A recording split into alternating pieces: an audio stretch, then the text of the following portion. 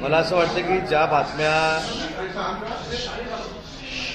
ज्या बातम्या समोर येत आहेत आणि त्याच्यातनं आपण काही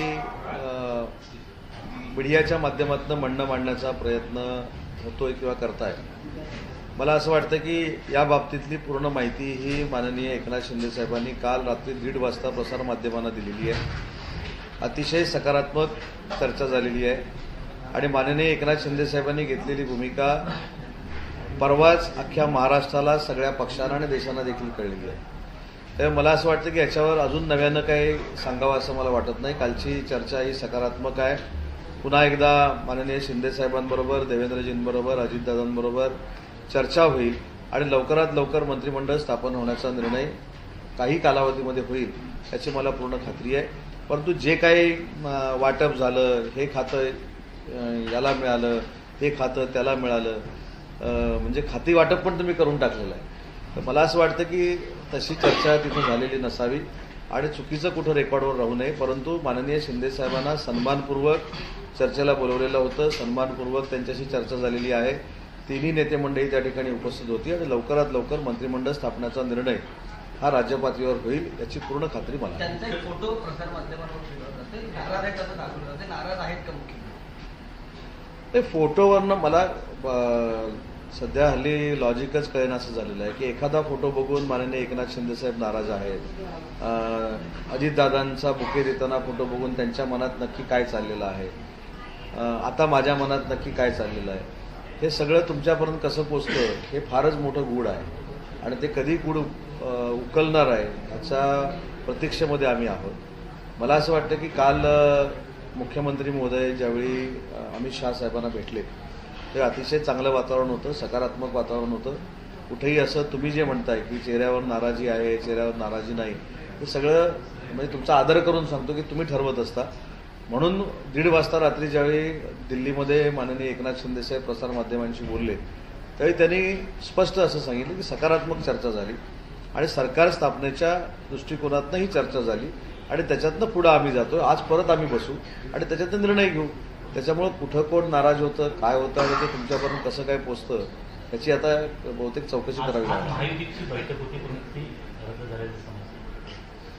नाही, बैठक होती, बैठक होणार आहे, नाही होणार आहे, हे सगळं केंद्रीय नेतृत्व आणि आमचे तिन्ही नेते ठरवणार आहेत.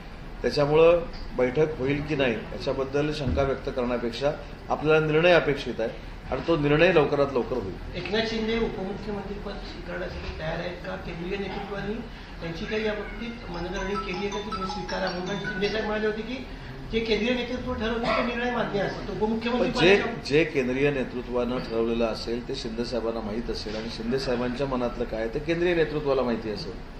आज आमचा पक्ष शिवसेना हा स्वतंत्र आहे, धनुष्यबाण निशाणी आमची आहे. त्याच्यामुळे शिंदे साहेबांनी चांगल्या पद्धतीनं सरकारमध्ये काम करावं ही आमची सगळ्यांची भूमिका आहे.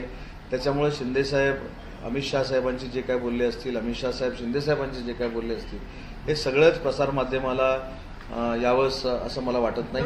उपमुख्यमंत्रीपद स्वीकारणार आहे? मी तेच सांगितलं ना, आम्ही आमच्या पक्षाचे सगळे अधिकार हे माननीय एकनाथ शिंदे साहेबांना दिलेले आहेत आणि त्याच्यामुळे एकनाथ शिंदे साहेब तो निर्णय घेतील.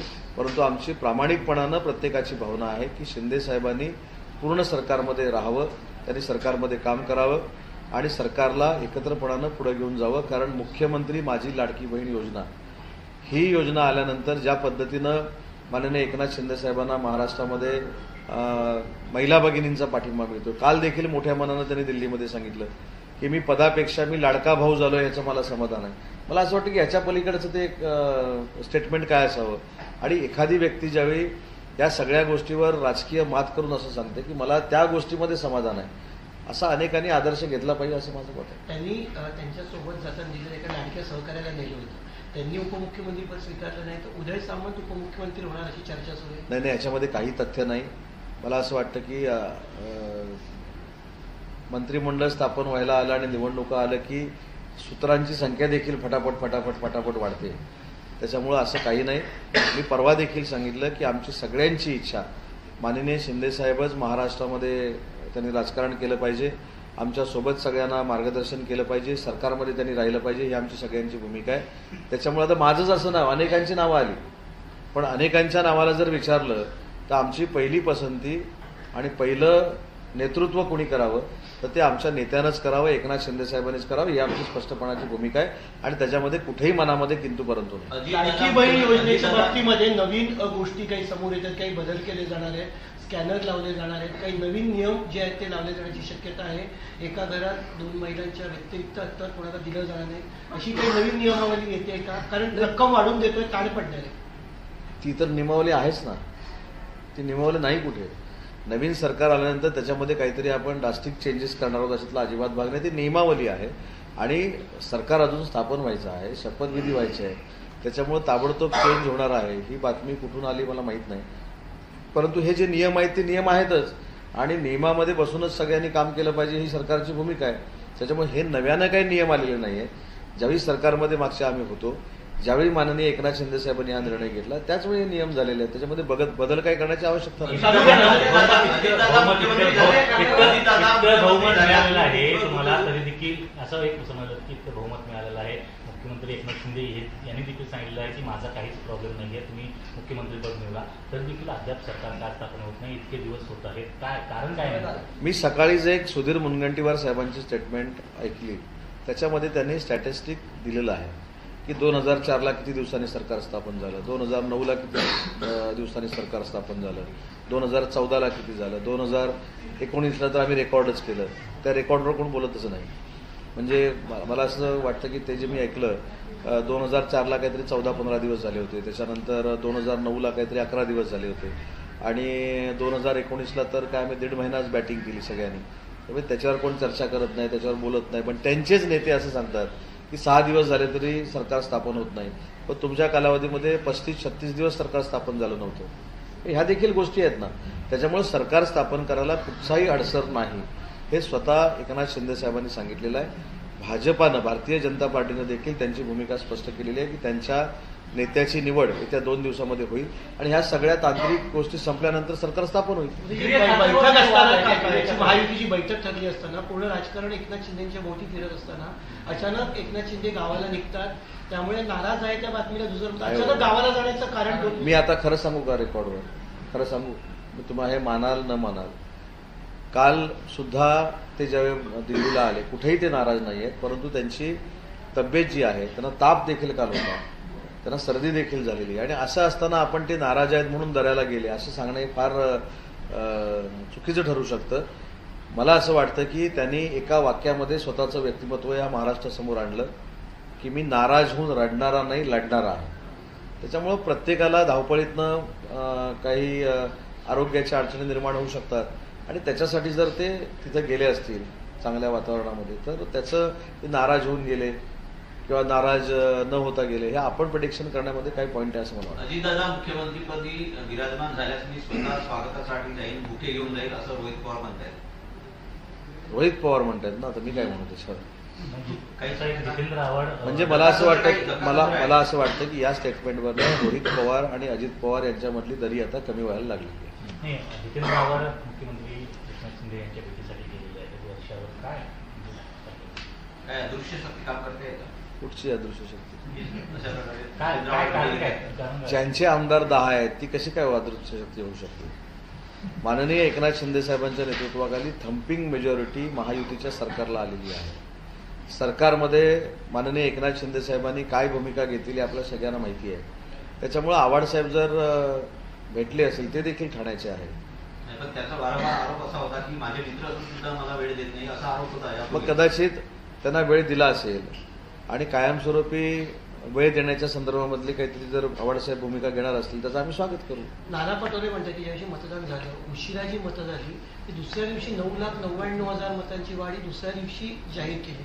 म्हणजे हे सगळं सेटिंग आणि योग्य पद्धतीने मॅनेज होतं असं नाना पटोले. एक पहिली गोष्ट, आम्ही जेव्हा फॉर्म भरतो ना ते कदाचित कोण वाचत नसेल, त्याच्यामध्ये नियम लिहिलेला आहे की जर EVM मशीनच्या बाबतीमध्ये काही शंका असेल तर 45,000 रुपये भरावे आणि रँडमली चेक करावं ना. कदाचित काही लोकांना आलेलं अपयश झाकण्यासाठी हे चाललेलं आहे. मला आठवतं की 2019ला शरद पवार साहेबांनी याच मशीनवर एक स्टेटमेंट दिलेलं होतं की EVMवर आक्षेप घेणं म्हणजे आपण केलेल्या कामाचं मोजमाप होत नाही. आजच मी ते वाचलं. त्याच्यामुळे शरद पवार साहेबांची ही भूमिका आहे.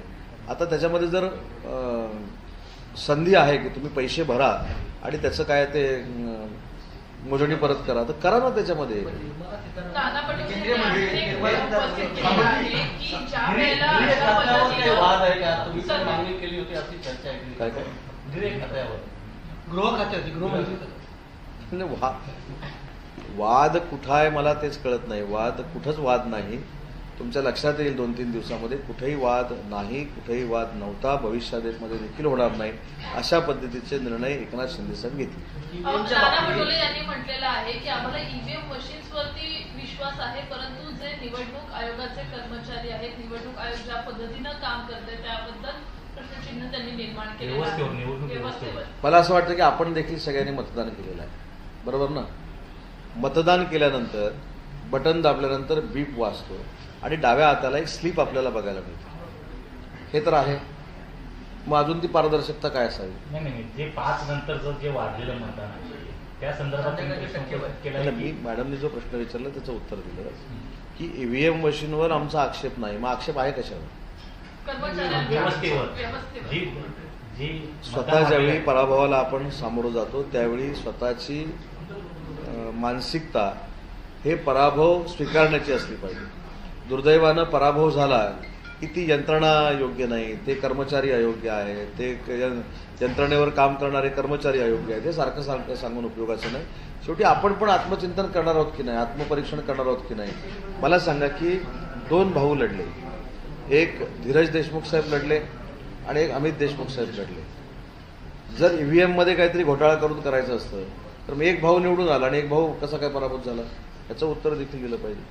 त्याच्यामुळे असं काही होत नाही.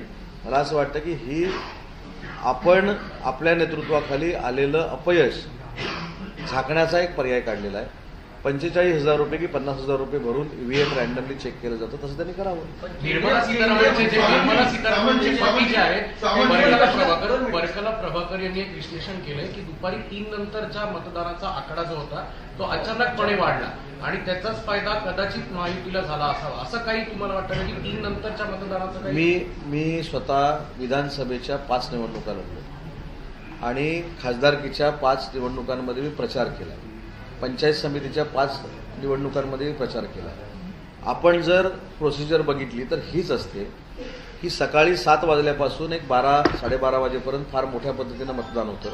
नंतर 3 वाजेपर्यंत जेवणाचा वेळ असतो, कामाचा वेळ असतो, म्हणून 3-3:30 पर्यंत मतदान होत नाही आणि पुन्हा एकदा फ्लो हा 3 नंतर बाहेर पडतो. आणि 3 नंतर बाहेर पडल्यानंतर पूर्वी 5 वाजेपर्यंत टायमिंग होतं, आज ते 6 वाजेपर्यंत झाले. 6 वाजता जेवढे लाईनमध्ये उभे आहेत त्यांना सुद्धा मतदान करण्याची संधी दिली जाते. ही काय प्रोसिजर निर्मला सीतारामन मॅडमने सांगितलेली का आजची नाही आहे, ही पूर्वीपासूनचीच आहे आणि हे सगळ्यांना माहिती आहे. मग झारखंडला पण झालं नाही का असं. झारखंडचा पण रेशो काढा, 3 नंतरच मतदान झालेलं आहे. पण झारखंडमध्ये मशीनमध्ये सगळं झालं ते योग्य झालं. खासदारकीची एक सीट निवडून आली ना आपल्याकडे नांदेडची जी सीट निवडून आली ती महायुतीची आली का, ती महाविकास आघाडीची आली, ते योग्य आहे. आणि तिथले खाली 2 आमदार महायुतीचे निवडून आल्यानंतर ते चूक आहे. मला असं वाटतं हा पोरखेळ आहे, त्याच्या पलीकडे काही नाही. 45,000 रुपये भरावे आणि रॅन्डमली ईव्हीएम चेक करा.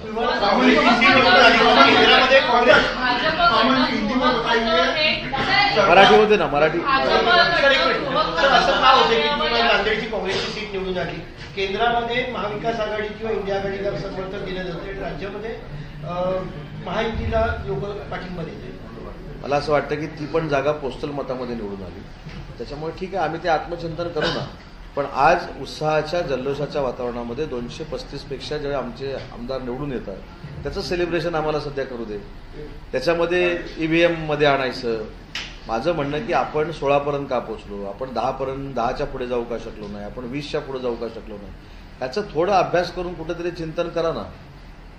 सारखं सारखं आमच्यावर टीकाटिप्पणी करण्यापेक्षा आमचा मंत्रिमंडळाचा फॉर्म्युला कसा असेल, आमचं मंत्रिमंडळ कधी स्थापन होईल याच्यावर सारखी सारखी रोज चर्चा करण्यापेक्षा आपण बाबा 40पर्यंत काय 45पर्यंत का थांबलो, आपला विरोधी पक्षनेता होणार आहे की नाही याच्यावर आत्मचिंतन करावं ना.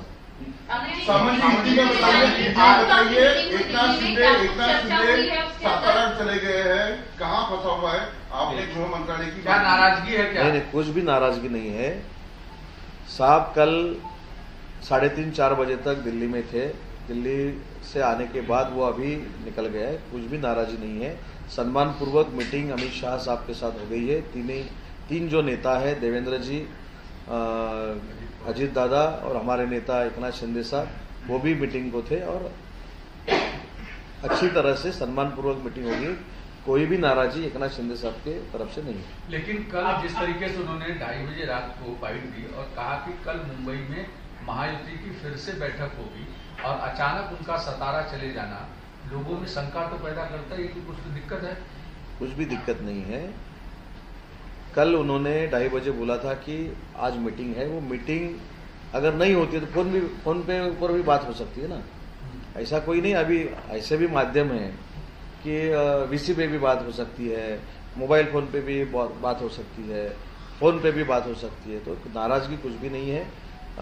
कल अच्छी तरह से मीटिंग दिल्ली में हुई है और जल्द से जल्द मंत्रिमंडल स्थापन करने के लिए हम जा रहे हैं। एकनाथ शिंदे क्या मुख्यमंत्री पद पर रहेंगे, मुख्यमंत्री पद पर रहेंगे या फिर नहीं रहेंगे, क्या पोजीशन है? हम सब जो 60 एमएलए है, उन्होंने ये सब अधिकार पूरे एकनाथ शिंदे साहब को दिए हैं। एकनाथ शिंदे साहब ने महाराष्ट्र की राजनीति में सरकार में रहना चाहिए, ये हमारी मांग है सबकी।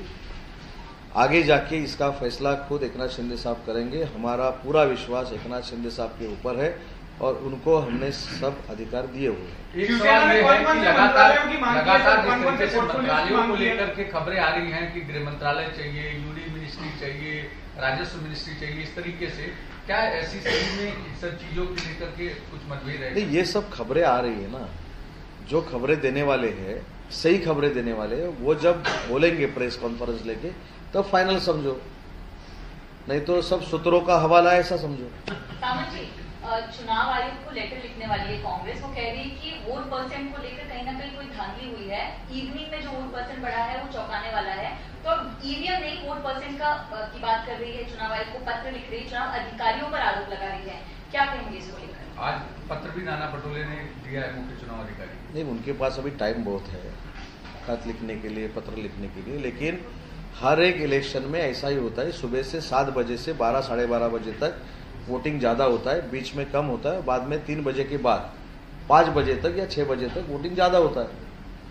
तो ये हर इलेक्शन में होता है, झारखंड में भी हुआ है, तो ये महाराष्ट्र में हुआ है ऐसी बात नहीं है। और महाराष्ट्र में जो नांदेड़ की सीट थी एमपी की, वो तो जीत गई, तो वहाँ ईवीएम अच्छा था। अमित जी देशमुख साहब और धीरज देशमुख साहब दोनों लड़ रहे थे, उसमें से एक पराभूत हो गया और एक जीत गया। अगर ऐसा कुछ करना था तो दोनों भाइयों के साथ होता ना।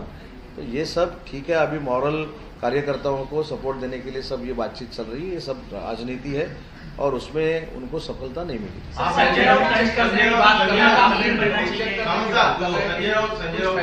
ट्वीट किया है कि ईवीएम का मंदिर बने और मोदी शाह की उसमें मूर्तियां लगी, उसकी आपने ऊपर पंच किया है। पहले ये ठीक है, ये सब मंदिर बनाएंगे, क्या बनाएंगे, सब ठीक है, लेकिन महाराष्ट्र की जो जनता है उन्होंने किसको वोट दिया है, जो उनका पवित्र वोट था वो किसको मिला है, ये भी उन्होंने देखना चाहिए। अभी मैंने बोला कि नांदेड़ में महाविकास आघाड़ी की जीत हुई एमपी की, वहाँ ईवीएम अच्छा था, झारखंड में ईवीएम अच्छा था, ये जब एमपी के इलेक्शन में जीते तब ईवीएम अच्छा था, अभी ईवीएम अच्छा नहीं है। संजय राउत साहब के जो भाई है हमारे दोस्त सुनील राउत साहब, वो जीते, वहाँ ईवीएम अच्छा था। सुनील प्रभु साहब जीते, वहाँ ईवीएम अच्छा था। संजय पोतनीस जीते, वहाँ ईवीएम अच्छा था। उदय सामंत जीता, वहाँ ईवीएम अच्छा नहीं था। ये क्या है? तो ठीक है, वो ट्वीट करने के लिए और खुद का समाधान करने के लिए ठीक है, लेकिन जो मैंडेट महाराष्ट्र की जनता ने दिया है उसका आत्मचिंतन और आत्मपरीक्षण उन्होंने करना चाहिए। मुख्यमंत्री का जो फॉर्मूला पहले था, क्या उसी फॉर्मूले पर शिवसेना आगे बढ़ रही है क्या, या फिर? इसका जवाब मैंने पहले ही दिया है कि एकनाथ शिंदे साहब को पूरे अधिकार हमने दे दिए हैं। एकनाथ शिंदे साहब जो फाइनल करेंगे, जो राजनीति में तय करेंगे, उसका पूरा समर्थन हम सब एमएलए और शिवसेना करेंगे। सर, मंत्रिमंडल में रहेंगी क्या? मंत्रिमंडल में रहेंगी क्या? आपकी बात हुई रहेगी, आपने उनको बताया रहना बहुत जरूरी है। ये पूरा अधिकार हमने उनको दिया है, लेकिन उन्होंने मंत्रिमंडल में रहना जरूरी है, वो हमारे नेता है, महाराष्ट्र के लीडर है। उन्होंने मुख्यमंत्री लाडली बहना जो योजना लाई है उनके दिमाग से आई है, इसलिए उनको देखने वाला, पहचानने वाला और मानने वाला वर्ग जो महाराष्ट्र में वो बहुत बड़ा है। शिवसेना भी उनकी वजह से ही बड़ी है, इसलिए उन्होंने सरकार में रहना हमारे लिए बहुत जरूरी है। सामंत जी, कांग्रेस के नेता कह रहे हैं कि ये पैटर्न है, झारखंड जैसा छोटा राज्य ले लो और महाराष्ट्र जैसा बड़ा राज्य ले लो तो इस गलतफहमी को कोई समझ नहीं पाएगा। ये कांग्रेस के नेताओं का बयान, इस पर क्या कहेंगे? नहीं, उनके पास टाइम ही है अभी बयान देने के लिए। ये ऐसा है कि झारखंड उधर दिया, महाराष्ट्र इधर लिया, ठीक है। कॉलेज का इलेक्शन है क्या? तो ये ईवीएम का इलेक्शन है और सुप्रीम कोर्ट ने भी बोला है कि ईवीएम के बारे में जब ईवीएम रिजल्ट उनके बाजू से लगता है तो ईवीएम अच्छा है, उनके बाजू से नहीं लगता तो ईवीएम बुरा है। ये ऐसा नहीं होना चाहिए, सुप्रीम कोर्ट ने खुद बोला। सर, वक्फ बोर्ड के लिए 10 करोड़ आवंटित किया जाता है, फिर जीआर वापस ले लेते हैं, क्या कारण है? नहीं, उसकी इन्फॉर्मेशन मेरे पास अभी नहीं है। वो इन्फॉर्मेशन लेने के बाद बोलना उचित रहेगा और उसके बारे में जो कुछ हमारी भूमिका है वो हम बोल देंगे। 2 तारखेला शपथविधी होण्याची शक्यता आहे का किंवा तसा काही मुहूर्त? 2 तारखेला काढलाय का? आम्ही सध्या कुठचा मुहूर्त काढलेला नाही, पण तुमच्याकडनं मला आता कळलं की 2 तारखेला असा काहीतरी मुहूर्त काढलेला आहे। तर तसा चांगला असेल तर आम्हाला द्या, आम्ही तोच सांगू ना किती जर 2 तारखेला करायचा असेल ह्या वेळेत करा। मराठीत 2 प्रश्न आहेत। पहिला, मुस्लिम बहुल एरियामध्ये 38 ठिकाणी निवडणूक दिल्या जाते, त्याच्यामध्ये 21 ठिकाणी महायुतीला यश मिळालं। मग बटेंगे तो कटेंगे किंवा वोट जिहाच्या गोष्टीनंतर हे इतकं यश कसं मिळालं? एक गोष्ट की 6.5% मतदान हे महिला भगिनींचं, लाडक्या बहिणींचं वाढलेलं आहे। लोकसभेला जे आम्हाला जे काही मतांची आकडेवारी दिसली, आम्हाला कळली, त्याच्यामध्ये वैयक्तिक प्रत्येक उमेदवारानं स्वतः ग्रासरूटला जाऊन काम केलेलं आहे, मताची टक्केवारी वाढवलेली आहे। शिवसेना, भाजप, राष्ट्रवादी काँग्रेस पार्टी, आरपीआय आणि आमच्या सगळ्या मित्रपक्षांनी प्रामाणिकपणानं काम केलेलं आहे। त्याच्यामुळे जे आमचं लोकसभेच्या इलेक्शनमध्ये दुर्लक्ष झालं ते या इलेक्शनमध्ये दुर्लक्ष झालं नाही। माननीय एकनाथ शिंदे साहेब असतील, देवेंद्रजी असतील, अजितदादा असतील यांनी देखील अतिशय चांगल्या पद्धतीनं सभा घेतल्या, अनेक ठिकाणी ते गेले आणि त्याची प्रचिती पूर्ण महाराष्ट्रामध्ये आलेली आहे। नरेंद्र मोदी साहेबांनी सभा घेतल्या, अमित शहा साहेबांनी सभा घेतल्या, योगी साहेबांनी सभा घेतल्या, त्याच्यामुळे पर्सेंटेज आमचं वाढलं आणि आम्ही सत्तेमध्ये आलो। तुमचे नेते भेटायला त्या शिंदे साहेबांना ठीक आहे, पण जितेंद्र आव्हाड जे सातत्यानं तुमच्यावरती अतिशय हार्ड टीका करतात ते आता एकनाथ शिंदेना भेटायला वर्षावरती आले, काय चाललंय? आव्हाड साहेब हे राष्ट्रवादी काँग्रेस पार्टी शरद पवार गटाचे नेते आहेत, ते ठाण्याचे आमदार आहेत। साहेब देखील ठाण्यामधनंच 1,20,000 मतांना निवडून आलेले आहेत। त्याच्यामुळे राजकारणामध्ये मैत्री असू शकते ना, मित्रानं मित्राला दुसऱ्या पक्षामध्ये असल्यानंतर भेटू नये ही काय आचारसंहिता नाही आहे आणि म्हणून मला असं वाटतं की त्यांची वैयक्तिक ती भेट असावी आणि त्याच्यातनं अजून काही ते वेगळा निर्णय जर घेणार असतील आणि शिंदे साहेबांना समर्थन करणार असतील किंवा शिंदे साहेबांसोबत येणार असतील तर त्यांचं आम्ही मनापासून स्वागत करतो। अजित पवार यांना मंत्रिमंडळात घेतल्यामुळे आम्हाला अडचण येत होती 2022 मध्ये मिळवतात, आता त्यांना उपमुख्यमंत्रीपद सुद्धा कायमस्वरूपी अनेक सरकारांमध्ये मिळालंय। अर्थमंत्री पदाबाबत ते आग्रही आहेत। 2022 नंतर 2023 झालं, 2024 झालं, आता त्याच्यानंतर 1.5-2 वर्ष गेली। अजितदादांनी शिवसेना भाजप बरोबर आल्यानंतर जी आमची आयडिओलॉजी आहे त्यासोबत काम करण्याचा पॉलिटिकली निर्णय घेतला, तर त्याच्यामुळं आता त्यांनी स्पष्ट सांगितलं की एकनाथ शिंदे साहेब असतील, देवेंद्रजी असतील, ज्या पद्धतीनं विकासाची कामं करतायत, महाराष्ट्राला विकासात्मक दृष्ट्या पुढे नेतात, विकासाची गती त्यांची फार मोठी आहे आणि म्हणून ते आमच्यासोबत आले, त्यांनी त्याचं क्लेरिफिकेशन दिलेलं आहे। आता 2022ला घडलेल्या घटनेवर 2024ला एवढ्या आनंदाच्या भरामध्ये परत काही बोलणं योग्य नाही। त्यांनी त्यांची भूमिका 2022ला स्पष्ट केली। एक सवाल यह है, जितेंद्र आव्हाड जिस तरीके से मुख्यमंत्री से मिलने के लिए आए, अब तक जो भी टीका टिप्पणी होती थी वो एक दूसरे के खिलाफ करते थे, अचानक जितेंद्र आव्हाड का मुख्यमंत्री से मिलना क्या संकेत? राजनीति में कौन किसका दोस्त है इसके ऊपर आचार संहिता नहीं है। आव्हाड साहब ने जो वो भी ठाणा के हैं, शिंदे साहब भी ठाणा के हैं, तो उनकी जो दोस्ती है इसलिए वो मिले रहेंगे और अगर दोस्ती तो है ही, लेकिन उनको और कुछ डिसीजन लेना है, शिंदे साहब के साथ आना है तो उनका स्वागत है। तो क्या आने वाले हैं क्या? नहीं, मुझको नहीं। अजमेर शरीफ और संभल को लेकर देश भर में विवाद जारी है। सर्वे जिस तरह से हो रहा है उसके बाद अब अल्पसंख्यक समुदाय हमारे राज्य में भी कह रहा है कि हम प्रोटेस्ट करेंगे, क्या बोलते हैं? नहीं भी, आज का प्रेस कॉन्फ्रेंस और आपके सवाल जो थे महाराष्ट्र के सरकार के बारे में थे। एकनाथ शिंदे साहब जो उनके गांव गए हैं वो क्यों गए हैं, ये सवाल जो आपके मन में था उसके लिए थे।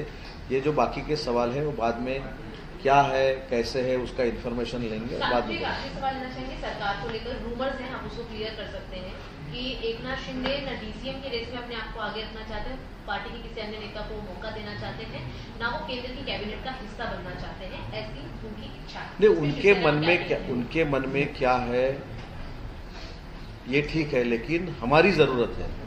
हम जो उनके बलबूते पे चुन के आए हैं, हमने उनको नेतृत्व माना है, उनको नेता माना है, तो हमारी सबकी मांग है कि उन्होंने सरकार में रहना चाहिए, सरकार को पूरी तरह से अच्छी तरह से हैंडल करना चाहिए, महाराष्ट्र की जनता की जो उन्होंने सेवा की है वैसे ही करनी चाहिए। हम सबकी मांग है, तो उनके मन में जो है तो हमारे लिए वो उन्होंने बाजू में रखना चाहिए, ये हमारी मांग है।